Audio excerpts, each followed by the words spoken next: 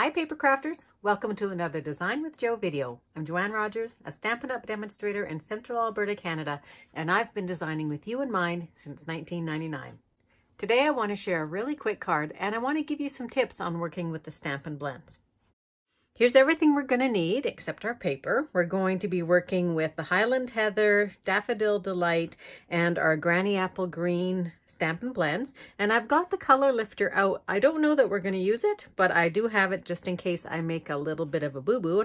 We need Memento ink, and I'm using the Amazing Life photopolymer stamp set, and this is in the Occasions, the 2019 Occasions catalog.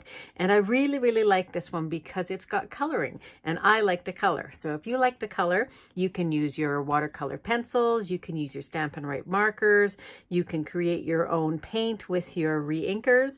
But what we're going to do today is we're going to color with our Stampin' Blends. So we're going to be using the Yay and the little flower and the You Are Amazing out of this Amazing Life. We're going to stamp with our Yay first, so just make sure that it's well inked up, and then you're going to stamp straight in the middle, hopefully, and down and up. And then I've got my flower, and I'm going to take my flower and it's going to go into the top right corner and into the bottom left corner, and I have the flower facing out. Into the middle, I guess is what I should say. And I'm using thick Whisper White. So this piece is 2 3/4. No, that piece is 2.5 by 2.5. And then I just have a piece of scrap paper that I'm going to put my last one on. Okay, now it's time for our Stampin' Blends. So what I've got here is the Daffodil Delight, and this is the light and the dark. And I also have the Granny Apple Green, the light and the dark. Usually in something about this size, I will use my brush tip marker to color in with my light color.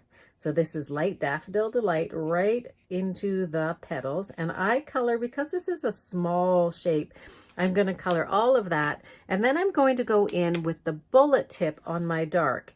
And I'm going to just radiate out from the center and have a little bit of my darker color. And I'm going to go right back in with my light color, and I'm just going to blend that out just a little bit into the rest of the petal.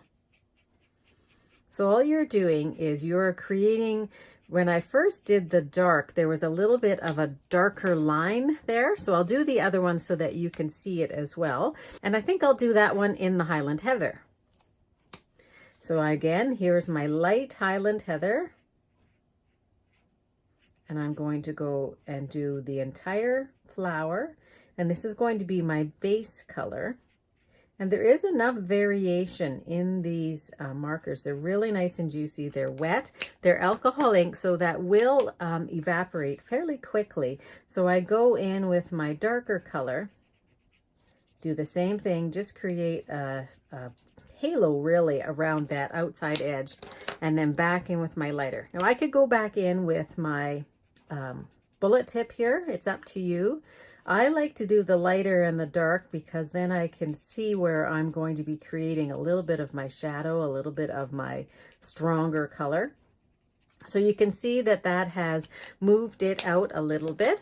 Now I'm going to create, oh, I should color one more. I think maybe I'll color this one a yellow. So again, light,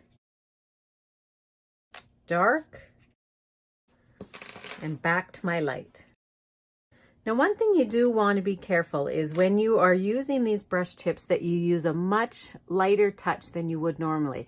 A much lighter touch than you use with your Stampin' Right markers, because these can easily be bent out of shape. I know that's a saying, but they will be bent out of shape if you press a little bit too hard.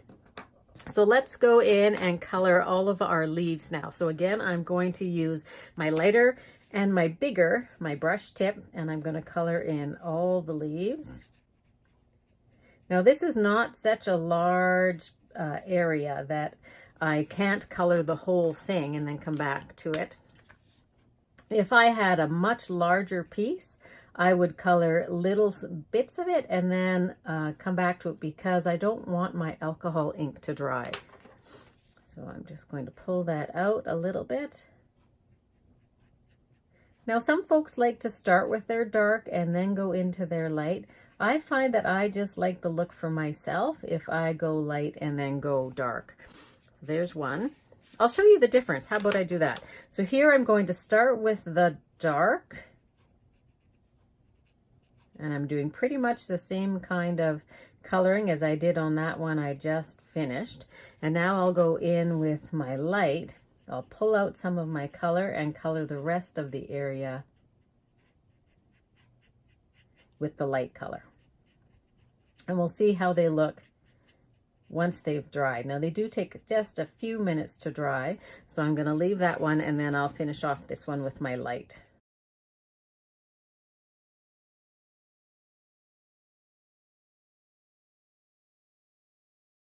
So now if I wanted to add a little bit of a darker here to my flower, to my purple flower, my Highland Heather, I'm going to go back in, actually make sure I've got the dark one here. So it says right on the side, and usually you can tell between the two colors. So you can see that there's a darker color here. This is the dark marker, but it does say on the side, dark Highland Heather, and here it says light Highland Heather. So I'm going to go back in and give just a little bit more of the dark of the Highland Heather. I want just a little bit more, so you can layer on as much color and as many times. Well, I'm not going to say as many times as you want, because eventually your paper will start to pill. Here's where I went in with the dark the second first, and then the light, and where I went in with the light and then the dark over top. So to me, this looks a little bit more blended, so I don't have to go back and blend it some more. I'm going to blend this one out just a little bit. I really like when there's almost a real seamless move from one color to the next. And then I'm also going to color with my light for the yay. And I'm going to use my bullet tip here because these are smaller areas that I'm coloring. So I have a little bit more precision with the bullet tip than I do with the brush. And I'm going to go ahead and I'm going to do, I think maybe just the Y and the A here. Then I'll go in with my darker color, just so that it doesn't have too much time before it dries. And it doesn't matter, you can probably see that I'm coloring every which way here. And it doesn't matter because as this dries, it will remove any streaks. So if you do see some streaks when you're first coloring, don't let that worry you because they will disappear. So I've just put a little bit of dark in there, go back in and pull that out just a little bit so I have just a little bit of a shadow on my Y. And here I'm just coloring sort of a little bit of a zigzag motion. And I will go, oh, that was the light. So I'll keep going with my light here now for the rest.